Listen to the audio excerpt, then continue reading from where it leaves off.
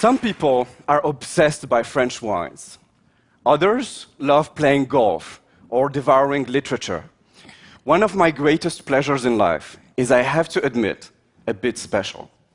I cannot tell you how much I enjoy watching cities from the sky, from an airplane window. Some cities are calmly industrious, like Düsseldorf or Louisville. Others project an energy that they can hardly contain, like New York or Hong Kong. And then you have Paris or Istanbul and their patina full of history. I see cities as living beings, and when I discover them from far above, I like to find those main streets and highways that structure their space, especially at night, when commuters make these arteries look dramatically red and golden. The city's vascular system performing its vital function right before your eyes. But when I'm sitting in my car, after an hour and a half of commute every day, that reality looks very different. Nothing, not public radio, no podcast, not even mindfulness meditation makes this time worth living. Isn't it absurd that we created cars that can reach 130 miles per hour, and we now drive them at the same speed as 19th century horse carriages? In the US alone, we spent 29.6 billion hours commuting in 2014. With that amount of time, ancient Egyptians could have built 26 pyramids of Giza. We do that in 1 year, a monumental waste of time, energy, and human potential. For decades, our remedy to congestion was simple: build new roads or enlarge existing ones. And it worked. It worked admirably for Paris, when the city tore down hundreds of historical buildings to create 85 miles of transportation-friendly boulevards. And it still works today in fast-growing emerging cities. But in more established urban centers, significant network expansions are almost impossible. Habitat is just too dense, real estate too expensive, and public finances too fragile. Our city's vascular system is getting clogged. It's getting sick, and we should pay attention. Our current way of thinking is not working. For our transportation to flow, we need a new source of inspiration. So after 16 years working in transportation, my aha moment happened when speaking with a biotech customer. She was telling me how her treatment was leveraging specific properties of our vascular system. Wow, I thought, our vascular system, all the veins and arteries in our body making miracles of logistics every day.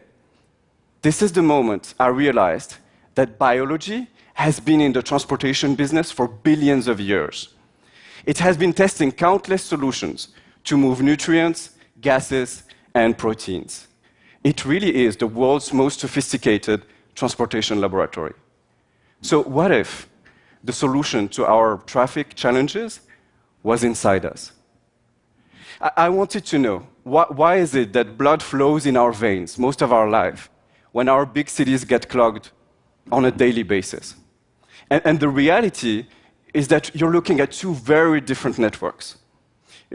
I don't know if you realize, but each of us has 60,000 miles of blood vessels in our body. 60,000 miles. That's 2.5 times the Earth's circumference inside you. What it means is that blood vessels are everywhere inside us, not just under the surface of our skin. But if you look at our cities, yes, we have some underground subway systems and some tunnels and bridges and also some helicopters in the sky. But the vast majority of our traffic is focused on the ground, on the surface. So in other words, while our vascular system uses the 3 dimensions inside us, our urban transportation is mostly 2-dimensional. And so what we need is to embrace that verticality. If our surface grid is saturated, well, let's elevate our traffic. This Chinese concept of a bus that can straddle traffic jams, that was an eye-opener on new ways to think about space and movements inside our cities. And we can go higher and suspend our transportation, like we did with our electrical grid. Tel Aviv and Abu Dhabi are talking about testing these futuristic networks of suspended magnetic pods.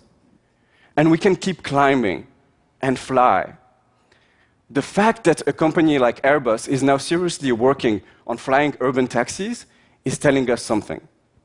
Flying cars are finally moving from science fiction déjà vu to attractive business case territory. And that's an exciting moment. So, building this 3D transportation network is one of the ways that we can mitigate traffic jams and solve traffic jams. But it's not the only one.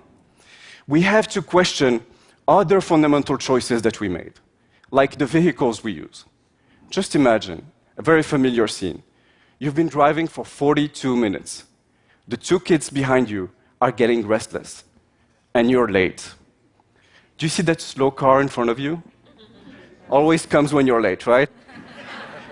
That driver is looking for parking. There is no parking spot available in the area, but how would he know? It is estimated that up to 30% of urban traffic is generated by drivers looking for parking. Do you see the 100 cars around you? 85 of them only have 1 passenger. Those 85 drivers could all fit in 1 Londonian red bus.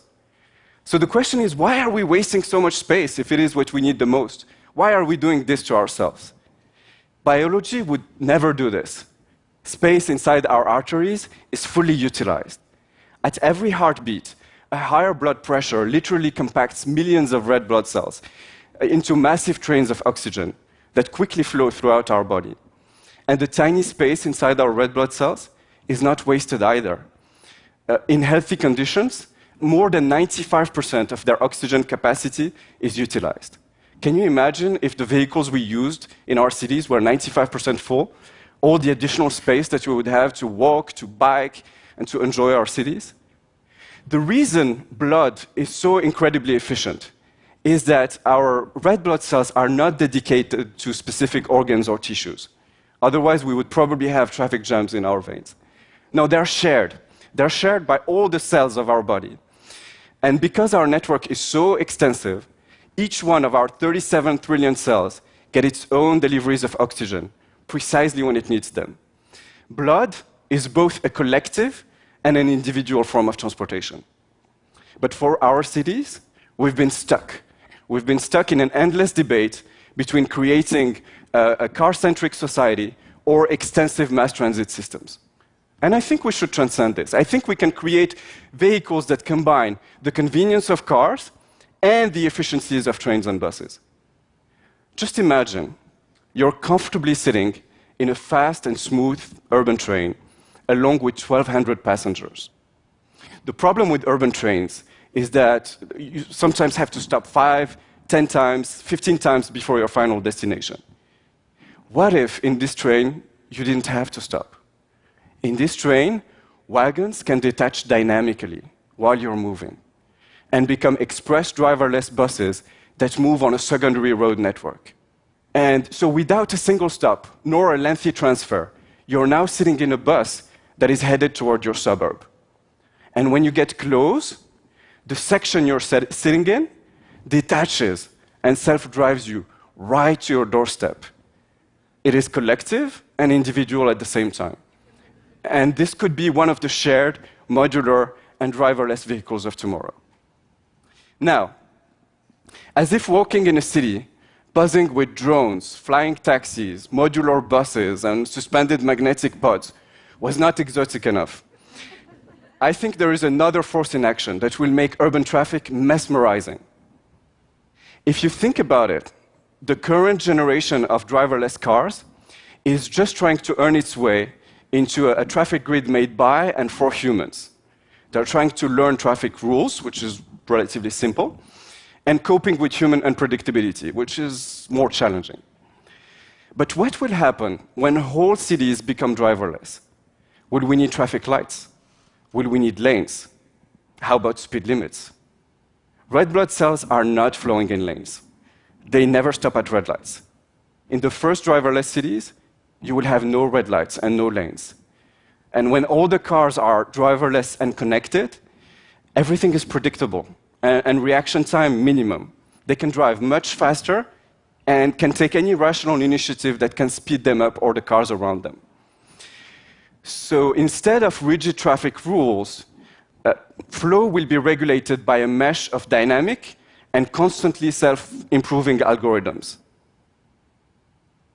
The result? A strange traffic that mixes the fast and smooth rigor of German autobahns and the creative vitality of the intersections of Mumbai. Traffic will be functionally exuberant. It will be liquid, like our blood. And by a strange paradox, the more robotized our traffic grid will be, the more organic and alive its movement will feel. So, yes, biology has all the attributes of a transportation genius today. But this process has taken billions of years and went through all sorts of iterations and mutations.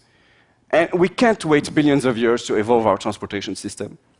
We now have the dreams, the concepts, and the technology to create 3D transportation networks, invent new vehicles, and change the flow in our cities.